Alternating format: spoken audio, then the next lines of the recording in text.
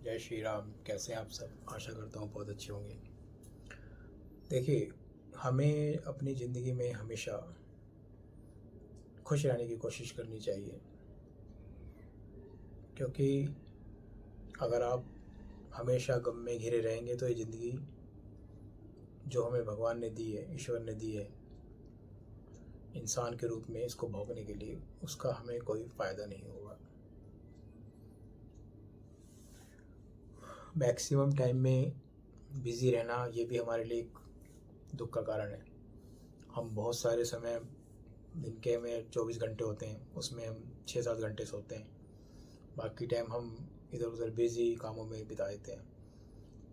अपने लिए टाइम नहीं निकालते, अपने परिवार के लिए टाइम नहीं निकालते, अपने पेरेंट्स के लिए टाइम नहीं निकाल पाते। तो इन चीज़ों के बारे में भी हमें सोचना चाहिए कि अपने माता पिता को टाइम दो, अपने फैमिलीज़ को टाइम दो, अपने लिए जीना शुरू करो, क्योंकि ज़िंदगी के किसी भी पल का कोई भरोसा नहीं, कब भी ये दुनिया छोड़नी पड़ जाए इंसान को।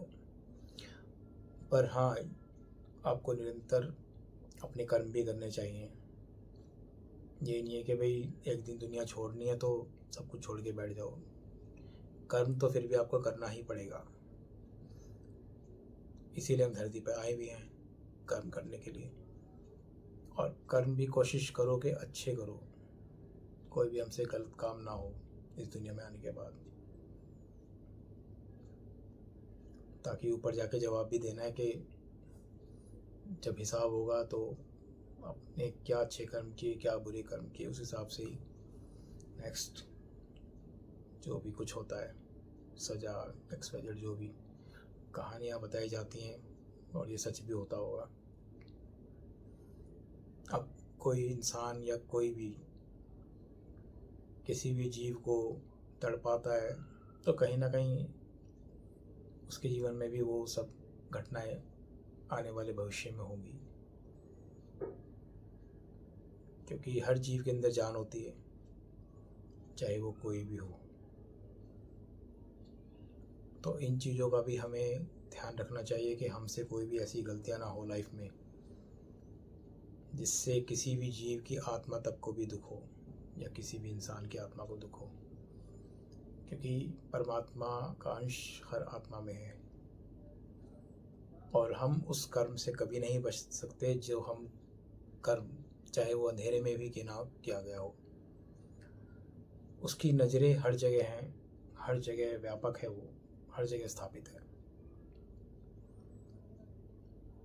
तो हम जो भी कर्म करते हैं ये सब काउंट होते रहते हैं।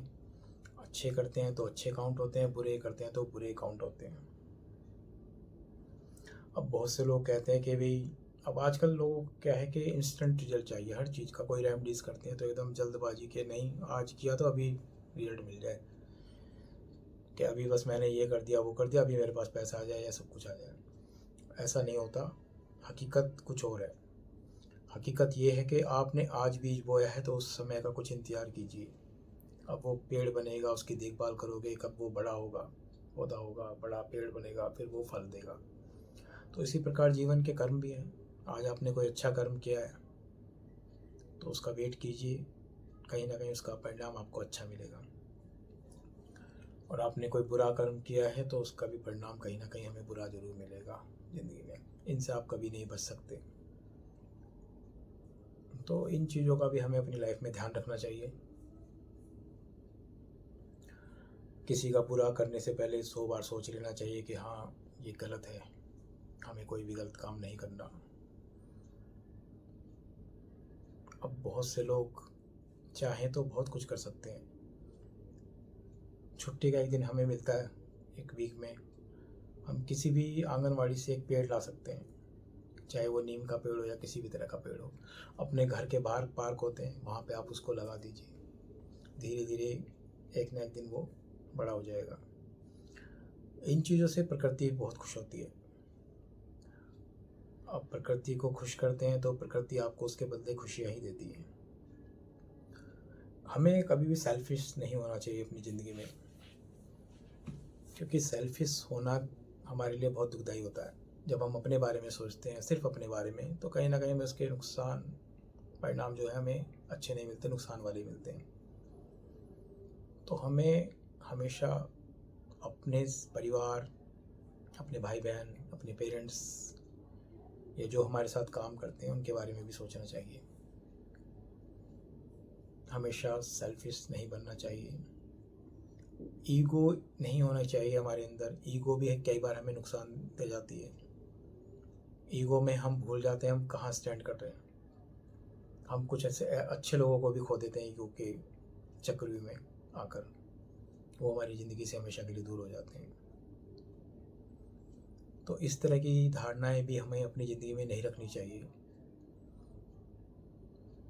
ज़िंदगी मिली है, ईश्वर ने एक ज़िंदगी इंसान की दी है। कहते हैं कि 84 लाख योनि में एक इंसान का ही ऐसा जन्म है जो कि एक बार मिलता है, बार बार नहीं मिलता। शायद किसी की किस्मत होती है अच्छी तो दोबारा भी मिल जाता है, बट कर्म के हिसाब से। और ये मानव जन्म जो मिला है ये अच्छे कार्यों के लिए मिला है, ना कि बुरे कार्यों के लिए। देवताओं के बाद इंसान का ही एक ऐसा जन्म है जो कि धरती पर एक सुख भोगने के लिए मिला है। और ये इंसान का जन्म जो मिला है वो ईश्वर का नाम जपने के लिए भी मिला है, ताकि इस मृत्युलोक, पृथ्वीलोक और जो भवसागर, जो भावनाओं का सागर है ये, जिसमें हर चीज़ नाशवान है, हर इस धरती के ऊपर, जो कभी ना कभी एक न दिन नष्ट होगी, उससे पहले हम भी नष्ट हो जाएंगे। तो कोई भी चीज़ स्थिर नहीं है जो इस दुनिया में रहेगी। आज कोई चीज़ पैदा हुई है तो कुछ समय, कुछ सालों, कुछ बाद वो ख़त्म हो जाएगी, चाहे वो इंसान, जीव जंतु, पेड़ पौधे, कुछ भी। हर चीज़ का समय निर्धारित है। तो हमें इस चीज़ के बारे में कभी सोचना चाहिए कि हम भी इस धरती पे अमर नहीं हैं। अगर हम अमर भी रह गए तो हमारा क्या होगा? अगर हम अमर रह गए तो आने वाले 100 साल बाद हमें कोई नहीं जानेगा, बुढ़े हो जाएंगे, तुम्हारे बच्चे, तुम्हारे पोती पोते भी तुम्हें पहचानना छोड़ देंगे कि ये कौन है। बोझ हो जाओगे धरती पर। तो इस धरती से लेकर क्या जाओगे? पैसा, वो भी सब यहीं रखा रह जाएगा। तो ज़िंदगी में जितना जियो उतना जियो, एक्सपेक्टेशन रखो, इतनी रखो कि ताकि ये पेट भर जाए और इस तन पे कपड़े आ जाएं और एक छत, रहने को छत मिल जाए। किसी से लूट की माया या इस तरह की एक्टिविटीज़ करके सिवाय नुकसान के कुछ नहीं मिलना ज़िंदगी में, ये ध्यान रखिएगा। तो हमेशा कोशिश करें कि खुश रहें, खुशियों से जिएं, खुशियों को बांटें, किसी से दुखी ना हो, ना किसी को दुखी करें। तो इन चीज़ों का हमेशा ध्यान रखें कि हमसे कभी किसी का गलत ना हो, हम हमेशा किसी की मदद कर सकें, किसी के काम आ सकें। यही कर्म है इंसान के, जो कि ये हमारे साथ जाएंगे। ये शरीर भी एक मिट्टी का है, एक नए दिन जल के ख़त्म हो जाएगा, सब यहीं रखा रह जाएगा। कुछ दिन बाद हमें भी लोग भूल जाएंगे, दीवारों पे टंगेंगे, दीवार से भी हट जाएंगे कुछ साल बाद। तो ये ज़िंदगी की सच्चाई है, कड़वा सच है कि आप किसी भी चीज़ से मुँह नहीं मोड़ सकते। सच्चाइयों से आप पर्दा नहीं, सच्चाइयों के ऊपर आप पर्दा नहीं डाल सकते। क्या लेकर जाओगे किसी से जल के, किसी को बुरा भला कह के, किसी का हक मार के? क्या लेकर जाओगे? सब यहीं रखा रह जाएगा। और कुछ लोग सोचते हैं कि भाई नहीं, कुछ नहीं होता, एक ही जन्म है। ऐसा नहीं है। अगर इंसान का एक ही जन्म है तो ये हर जीव के अंदर 2 आँखें, नाक, मुंह, सब कुछ है। इनमें भी तो आत्मा बसती है, इनकी भी सोच है, ये भी खाते पीते हैं, इंसान की तरह सब कुछ करते हैं। बस इंसान के अंदर बुद्धि है और ईश्वर ने ऐसी चीज़ें दे रखी है, हाथ पैर दे रखे हैं कि जिनसे वो वर्क करके अपनी ज़िंदगी को संवार लेता है। तो इंसान एक खुशनसीब है कि इंसान क्या, हम खुशनसीब है कि हमें इंसान का जन्म मिला और हमें इसका फ़ायदा उठाना भी चाहिए और नहीं भी उठाना चाहिए। कहने का मतलब है कि अच्छे कामों के लिए फ़ायदा उठाना चाहिए, ना कि बुरे कामों के लिए। और मैंने कई वीडियो में ये भी कहा है कि सुबह उठकर जल्दी उठिए, आप जल्दी उठने की कोशिश कीजिए, ब्रह्म मुहूर्त में चाहे आप आधे घंटे बैठ जाइए, आप अपनी विश को मांगिए, तो कहीं ना कहीं आपकी विशेज़ भी पूरी होती हैं। ईश्वर वो विश भी पूरी करता है ब्रह्म समय में, जो सुबह का समय होता है, ब्रह्म मुहूर्त जिसे बोलते हैं हम। तो अपनी ज़िंदगी को सरल बनाइए और अच्छी बनाइए, खुश रहिए, ऐसे काम ना कीजिए जिससे हमें परिवार को तकलीफ़ हो, हमारे बच्चों को तकलीफ़ हो, हमारे पेरेंट्स को तकलीफ़ हो। ऐसा कोई काम ना कीजिए। बस कोशिश कीजिए कि इस जीवन को हम अच्छा और सरल बनाएं। ईश्वर के साथ हमेशा जुड़े रहिए, क्योंकि काम वही आएगा, ईश्वर ही है जो इस सृष्टि को चलाता है, क्योंकि सारी चीज़ें अपने आप नहीं चलती। कहते हैं कि पत्ता भी ईश्वर की मर्जी के बिना नहीं हिलता, तो ये सच है। इस प्रकृति को चलाने वाला ईश्वर है,